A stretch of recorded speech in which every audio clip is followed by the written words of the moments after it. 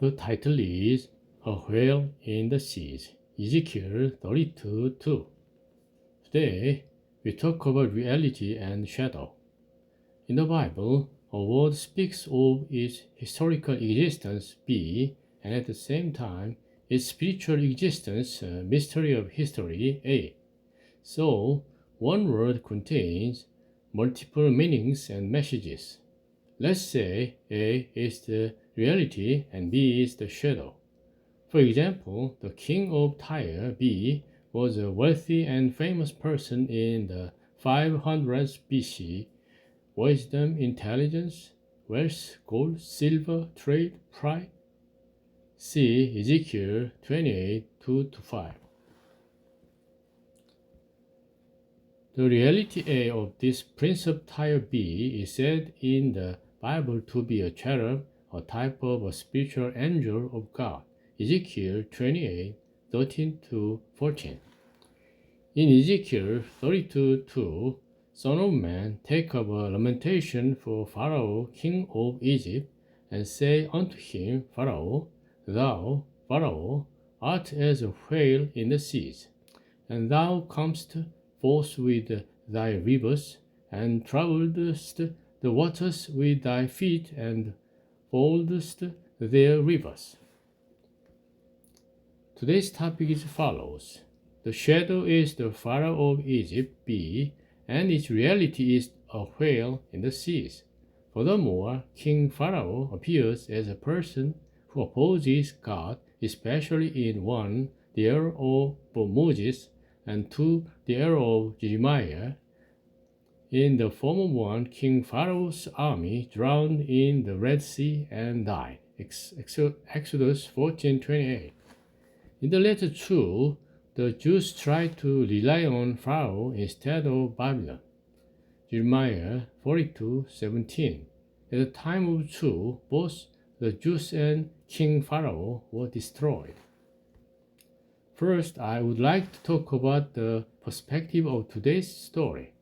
For example, in Ezekiel 32:13, all the beasts appear, and there is an interpretation that the beasts symbolize the armies, the generals, and the kings of the kingdom under Pharaoh. Here, the explanation is for a case where the contents of the Bible are not considered as symbols, but are actually seen, i.e., beasts are seen as beasts. About this Pharaoh, the whale, the Bible says, Ezekiel 32:4-8, I will fill the beasts of the whole earth with thee, the whale, and I will lay thy flesh upon the mountains and fill the valleys with thy height. I will also water with thy blood the land wherein thou swimmest, even to the mountains, and the rivers shall be full of thee.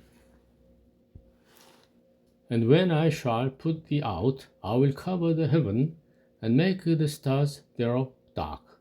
I will cover the sun with a cloud, and the moon shall not give her light. All the bright lights of heaven will I make dark over thee, and set darkness upon thy land. In short, the beasts of the whole earth eat you, the whale, and I will fill the valleys with thy height.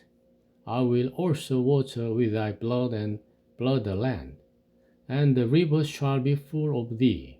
When I shall put thee out, I will cover the heaven, and make the stars thereof dark. I will cover the sun with a cloud, and the moon shall not give her light. And the bright lights of heaven will I make dark over thee. To summarize, the whale is not the usual large whale we see.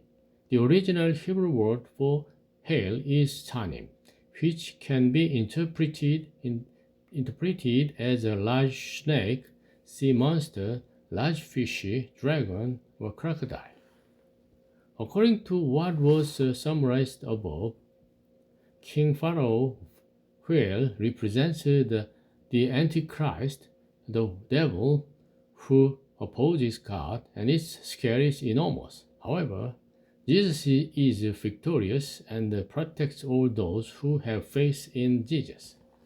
In order to obtain salvation from such evil beings, it seems truly necessary to trust in Jesus, the one of the Trinity. Note, in Revelation 10:5, there is also a description of an angel so large that he has one foot in the sea and one foot in the ground. The angel which I saw stand upon the sea and upon the earth lifted up his hand to heaven.